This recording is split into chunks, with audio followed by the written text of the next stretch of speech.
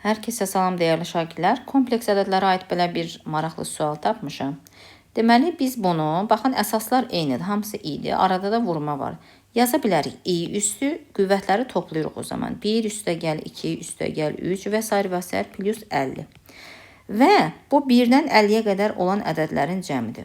Onu biz ədədi silsilə üsulu ilə də tapa bilərik.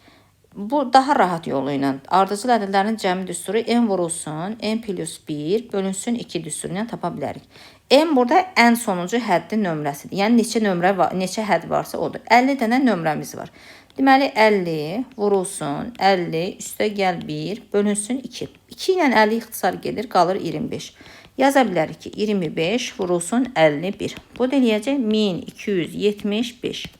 İndi bizim bu i üstü oldu ki 1275. Biz i üstü 1275'i tapmalıyıq. Ondan ötürü qüvvəti 4'ə bölməliyik. Çünki hər 4 dəfədən bir təkrar olunur i'nin qüvvətləri, qiymətləri. O zaman 4'ə bölmə nədir? Son 2 rəqəmi 4'ə bölünür. Elə biz 75'i 4'ə böləndə cavab ala bilərik. 75'i bölürəm 4'ə. 18 düşür. Qalıqda isə 3 qalır. Deməli bu qalıq i'nin qüvvətinə gələcək. Bunu bərabərdir. Baxın buradan yazaq biz bərabərdir. Bərabərdir. i üstü 3. i üstü 3'ün qiyməti ilə i üstü 1275'in qiyməti eyni olacaq. i kubunu da yaza bilərik. i'nin kvadratı vurulsun i kimi. i kvadrat kompleks ədədlərində mənfi 1 qəbul olunur. Yəni mənfi 1 vurulsun i bərabərdir mənfi i.